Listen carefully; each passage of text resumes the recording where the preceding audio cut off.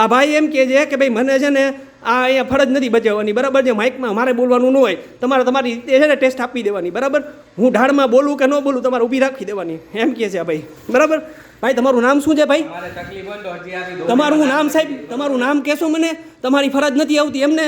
તમે એમ કહો છો ને કે ભાઈ મારે અહીંયા બોલવાની ફરજ નથી, બરાબર. તો તમને આનો ભાગ પગાર શેનો આપે છે? તમારા પગાર શેનો આપે છે? તમે બોલ્યા કેમ નથી સાહેબ?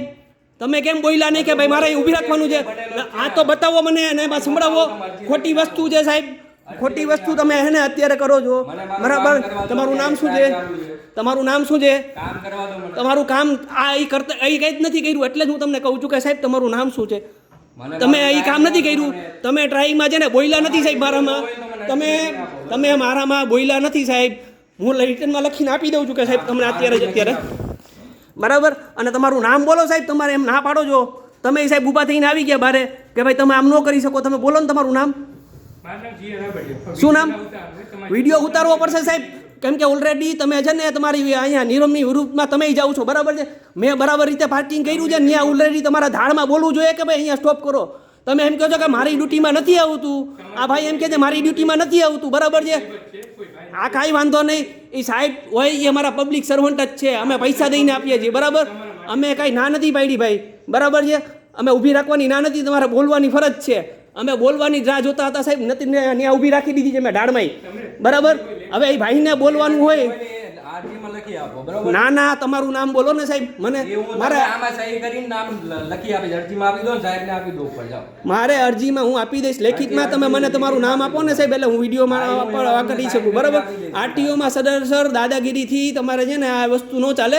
તમે એમ કહી દો કે ભાઈ મારે બોલવામાં ન આવે, સિસ્ટેમેટિક નથી ચાલતું. તમે માઇકમાં બોલ્યા જ નથી સાહેબ કે ભાઈ આ રીતના હે ને સ્ટોપ કરો, બરાબર છે. તમારી ભૂલ છે, તમે સ્વીકાર કરો, બરાબર. તમે એમ કહો છો કે મારામાં ન આવે તો તમે માઇક લઈને શું કામ બેઠા છો સાહેબ? શેના માટે છો? ઢાળ ઉપર ચડાવવો એમ બોલ્યા છો. હવે ઢાળ ઉપર ચડાવીને પછી આ સ્ટોપ કરવાનું છે, એ ત્યારે બોલવાનું હોય તમારે, તો બોલ્યા કેમ નહીં તમે સાહેબ? તો મેં ઢાળ ઉપર રાખી દીધી હતી સાહેબ, બરાબર. તો તમે કેમ બોલ્યા નહીં? તમે બોલ્યા કેમ નહીં સાહેબ? એ મને કહો ને સાહેબ.